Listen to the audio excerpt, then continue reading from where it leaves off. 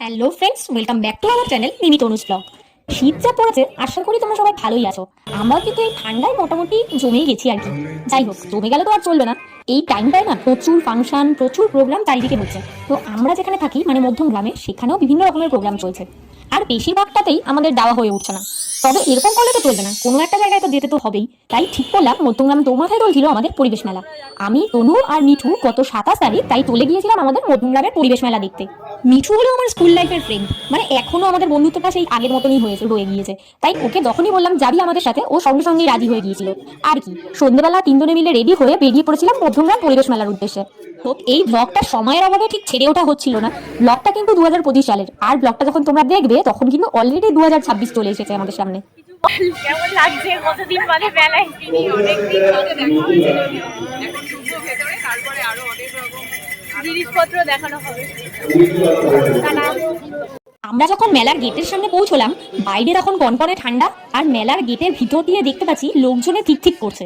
Actually আমরা যেহেতু শনিবার গিয়েছিলাম, কম বেশি সবাই ওই দিনটা ছুটি থাকে, তাই সবাই সবার পরিবার বন্ধু বান্ধবদের সাথে মেলায় ঘুরতে এসেছিল। যেহেতু এটা পরিবেশ মেলা, তাই বেশিরভাগ স্টলই ছিল মেলার সায়েন্স রিলেটেড আর এনভায়রনমেন্ট রিলেটেড। তো প্রথমেই আমরা মেলায় ঘুরতে ঘুরতে চোখে পড়লো যে একটা মোবাইল সায়েন্স এক্সিবিশন ভ্যান। সেখানে বেশ কিছুক্ষণ আমরা দাঁড়িয়ে পড়ি আর বিভিন্ন জিনিস দেখতে থাকি। আসলে ছোটবেলায় সবই পড়েছি আমরা বিজ্ঞানের বইতে, কিন্তু এখন যেন নতুন করে দেখতে দুর্দান্ত লাগছিল। আসলে আমাদের সময় টেকনোলজি এতটাও কিন্তু উন্নত ছিল না। এখন যতটা বেশি ইজি হয়েছে মানুষের কাছে, আমরা তো সেটা পাইনি, ফলে আরেকবার চাক্ষুষ করতে বেশ দারুণ লাগছিল। আর চারপাশে দেখলাম কত ছোট ছোট ছেলেমেয়েরা প্লাস আমাদের বয়সী অনেক তরুণ তরুণীরা কিন্তু এই মেলায় ঘুরতে এসেছিল। আর মূল আকর্ষণ ছিল সায়েন্সের ওই এক্সিবিশন ভ্যানটা। দারুণ সব জিনিস দিয়ে সাজানো হয়েছিল। আর ওই ভ্যানেই কুইজ খেলার জায়গা ছিল, মানে বিভিন্ন সুইচ বাটন প্রেস করে করে কুইজের বিভিন্ন প্রশ্নের উত্তর দেওয়া। এটা কিন্তু আমাদের বেশ লেগেছিল। ওই ভ্যানটার কাছে অনেকক্ষণ টাইম কাটিয়ে এরপর আমরা চলে গিয়েছিলাম একটা মাছেদের স্টলে। মাছেদের স্টলে মানে ওখানে অ্যাকোয়ারিয়ামে রং বেরঙের বিভিন্ন ধরনের মাছ ছিল, দেখতে খুব সুন্দর লাগছিল। এটা যেহেতু পরিবেশ মেলা ছিল, আমাদের মানুষদের মতো বিভিন্ন উদ্ভিদ জগৎও কিন্তু পরিবেশের একটা অপরিহার্য অঙ্গ। তাই মাছেদের পাশাপাশি গাছেরাও ছিল, মানে উদ্ভিদ জগতের বিভিন্ন রকমের উদ্ভিদ আমাদের চোখের সামনে ধরা দিয়েছিল। সেটা রং বেরঙের ফুল থেকে শুরু করেই হোক আর বিভিন্ন রকমের গাছপালা, দেখতে দারুণ লাগছিল, এক কথায় দুর্দান্ত। অর্কিড বনসাইদের সারিগুচ্ছ দেখতে দেখতে হঠাৎই দেখতে পেলাম বিভিন্ন স্কুল থেকেও বিভিন্ন স্টল লাগানো হয়েছে সায়েন্স এক্সিবিশনের পার্ট হিসেবে। আর এইসব স্কুলের স্টলগুলো ঘুরতে ঘুরতেই আমরা তিনজন পৌঁছে গিয়েছিলাম আমাদের ছোটবেলার সেই পুরনো স্কুলের স্টলে, Madhyamgram APC girls high school, যেখানে আমরা জীবনের একটা গোল্ডেন টাইম কাটিয়েছিলাম।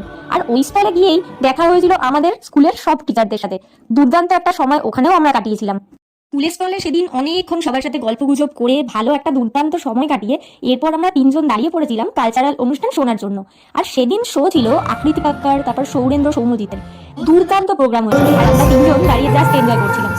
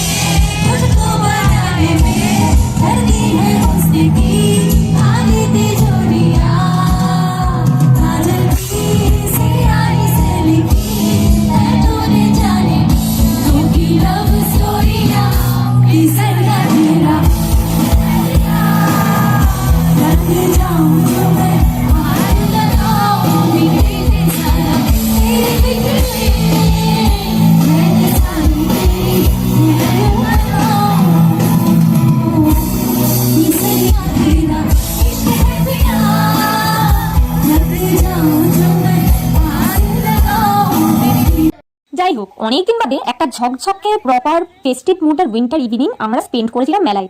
আমরা তিনজনেই ছিলাম মেলার শেষে অত্যন্ত হাংরি, তাই দাঁড়িয়ে পড়েছিলাম একটা কনসার্টের দোকানে। সেখান থেকে কনসার্ট এনজয় করে ফিরে এসেছিলাম সেদিনকার মতো বাড়িতে। কেমন খাচ্ছিস বল? কর্ন আমার খুব প্রিয়।